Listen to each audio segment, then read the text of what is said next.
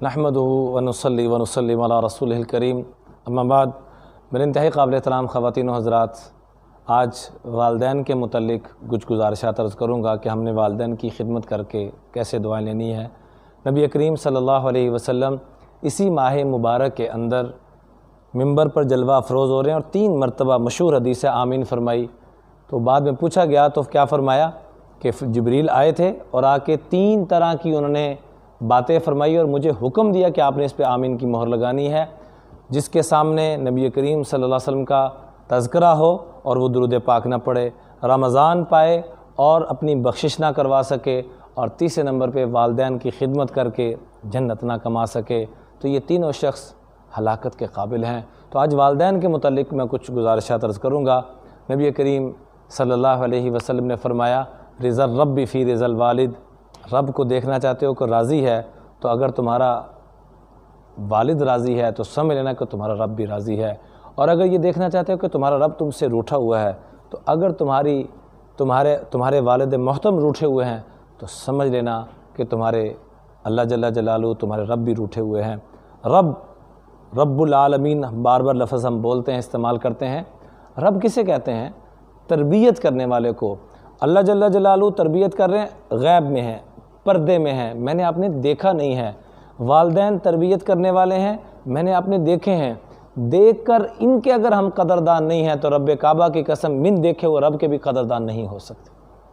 اس لیے جو آدمی ذلت کی کھائیوں میں پڑا ہوا ہے، عزت کی چوٹیوں پہ جانا چاہتا ہے، تو والدین کی دلی دعائیں لے، پھر دیکھے وہ کہاں سے کہاں پہنچے گا۔ والدین کی دلی دعائیں لے، پھر دیکھے وہ کہاں سے کہاں پہنچے گا۔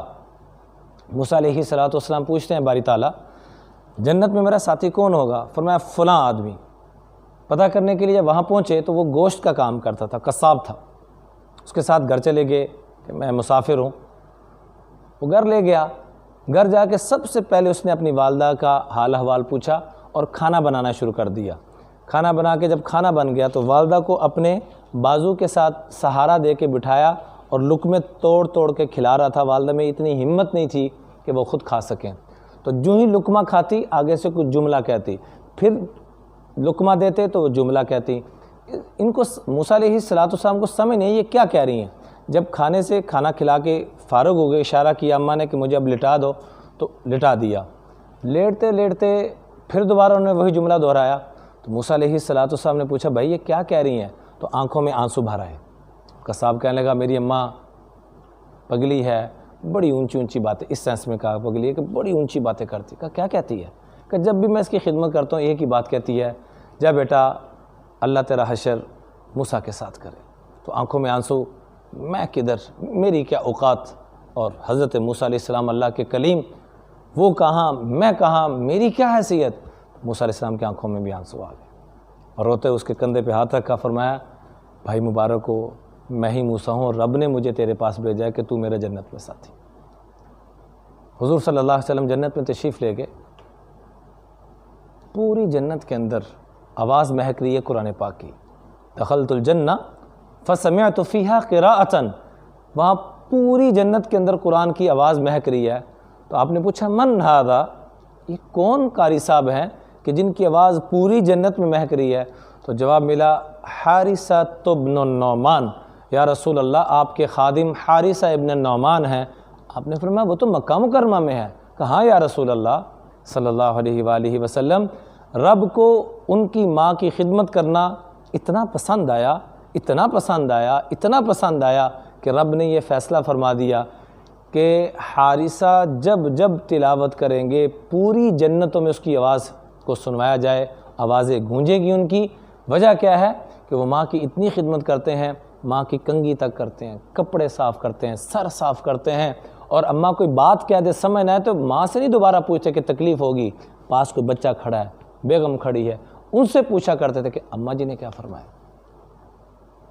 میں پیغام دینا چاہوں گا ان اولادوں کو کہ جو ذلت کی کھائیوں میں، قرضوں کے اندر پریشان ہیں، کسی بھی ٹینشن کے اندر ہیں، سب کا حل اگر چاہتے ہیں تو آئیے پچھلی جا کے والدین سے معافی مانگیں اور آج سے عزم کریں کہ ہم نے ان کی دلی دعائیں لینی ہیں اور ہم نے دنیا آخرت کی عزت حاصل کرنی ہے۔ اور اور یہ بات بھی میں درخواست کرنا چاہوں گا بڑے ادب کے ساتھ، ہر انسان کے 3 طرح کے والدین ہیں، جنہوں نے پرورش کی، جنہوں نے پڑھایا، اور جہاں انسان کی شادی ہوتی ہے۔ تینوں والدین کی دعائیں لیں، یہ تینوں وہ مخلص رشتے ہیں جو آپ کو دینا چاہتے ہیں، آپ سے کچھ لینا نہیں چاہتے۔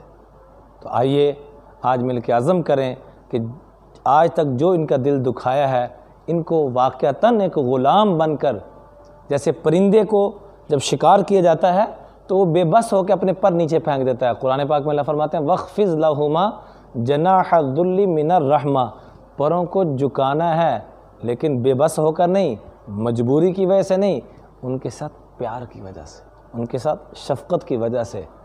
اور حضرت علی رضی اللہ تعالیٰ اپنے بیٹوں کی یہ تربیت فرمائی کہ بیٹا دنیا آخرت کے سکھ لینے ہیں تو کبھی والد کا نام نہیں لینا، لا تسمہ بسمی ولا تمشی اماما، کبھی والد کے آگے نہیں چلنا، آنکھ اٹھا کے بات نہیں کرنی، ولا تجلس قبلہ، اور کبھی ان سے پہلے بیٹھنا نہیں۔ ساری زندگی حضرات حسنین کریمین اپنے والد محترم حضرت علی المرتضیٰ سے آگے نہیں چلے، ہمیشہ پیچھے، اور رات کا وقت ہمیشہ آگے کہ دشمن حملہ کرے تو پہلے ہمارے اوپر کر، اگر کوئی کھڈا آ جائے، کوئی کھائی آ جائے تو پہلے ہم گریں، پہلے ہماری جان نچھاور ہو۔ تو اپنے والدین کی اس درجے میں ہم نے قدر کرنی ہے۔ پھر دیکھیے اللہ جل جلالہ مجھے آپ کو کہاں عزت کی چوٹیوں میں پہنچائیں گے۔ رات کو کچھ نہ ہو سکے تو کم از کم ان کو صرف دیکھ کے، خیریت پوچھ کے، اتنا بھی کر لیا، مقبول حج عمرے کا ثواب۔ صبح کو دیکھ لیا، کوئی حال نہیں پوچھا، کوئی خدمت نہیں کی، صرف دیکھ لیا محبت کے ساتھ، اس پہ بھی مقبول حج اور عمرہ۔ تو آئیے روزانہ کی بنیاد پہ کم از کم ایک حج اور عمرہ تو ضرور کریں صبح و شام، کہ محبت کی نگاہ سے دیکھیں، پیار کی نگاہ۔ اس سے آگے جتنا بڑھتے چلے جائیں گے اتنا ہی اضافہ ہوتا چلا جائے گا۔